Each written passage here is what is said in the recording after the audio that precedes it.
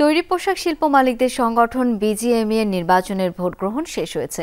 এখন চলছে গণনা। কমিশন জানায় ভোট পড়েছে 87.৫%। সকাল ৮টায় শুরু হয়ে ভোট গ্রহণ চলে বিকেল ৫:০৫ পর্যন্ত। ঢাকা ও চট্টগ্রাম মিলে ৩৫টি পদের বিপরীতে প্রতিদ্বন্দ্বিতা করছেন ৭৬ জন। ভোটের পরিবেশ নিয়ে সন্তুষ্ট প্যানেল নেতারা। ভোটে মূল প্রতিদ্বন্দ্বিতা ফোরাম ও সম্মিলিত পরিষদের মধ্যে। এবার ভোটার ১,৮৬৪ জন। ভোটের পরিবেশ নিয়ে সন্তুষ্ট নির্বাচন কমিশনের চেয়ারম্যান মোহাম্মদ ইকবাল।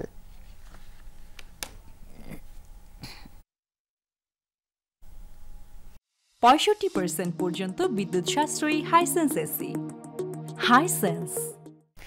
বিজিএমইএ নির্বাচনের খবরাখবর রাখছেন সহকর্মী আলামিন হক অহন। তিনি আছেন রাজধানীর রেডিসন ব্লু হোটেলে। যাব তার কাছে। অহন, ভোট গণনা শুরু হয়েছে, আগের ঘন্টায় আপনি জানাচ্ছিলেন, এই মুহূর্তে সার্বিক চিত্র একটু জানতে চাই আপনার কাছ থেকে।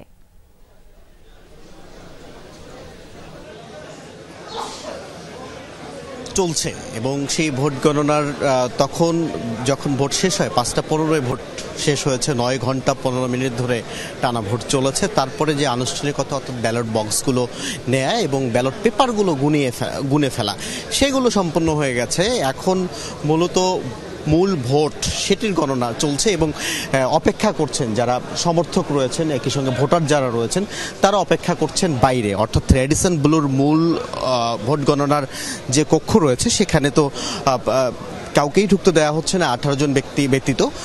বাইরে অপেক্ষা করছেন, একটা জায়ান্ট স্ক্রিন রয়েছে, সেখানে মূলত সরাসরি ভোট গণনার দৃশ্য দেখানো হচ্ছিল, যদিও কারিগরি ত্রুটির কারণে সেই জায়ান্ট স্ক্রিনটি এখন বন্ধ আছে।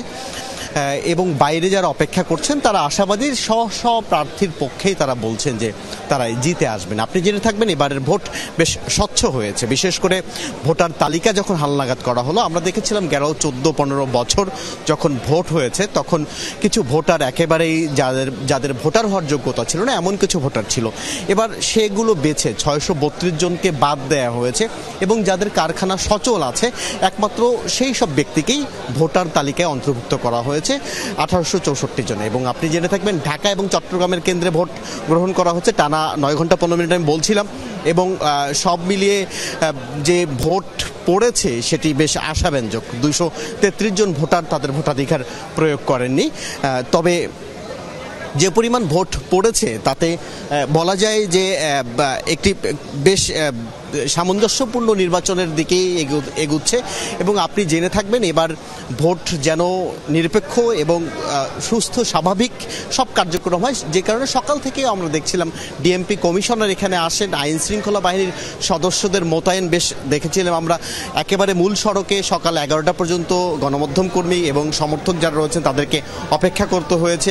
ভেতরে কাউকেই ঢুকতে দেওয়া হয়নি, যদিও তারপরে ভেতরের লবির সামনের অংশে শুধুমাত্র প্রবেশাধিকার দেয়া হয়, অর্থাৎ যেন কারো কোনোভাবেই এটি আইন শৃঙ্খলার বিঘ্ন না ঘটে সে ধরনের ব্যবস্থা নিয়েই ভোটাধিকার প্রয়োগ করেছেন ব্যক্তিবর্গরা। এবং আমরা দেখেছি যে প্যানেল দুটি রয়েছে, সেই প্যানেলের তাদের নিজস্ব যেসব ব্যবস্থাপনায় তারা ভোট চেয়েছেন, যেসব প্রতিশ্রুতি দিয়েছেন সেই প্রতিশ্রুতিগুলো তারা জিতে আসলে নিশ্চয়ই বাস্তবায়ন করবেন।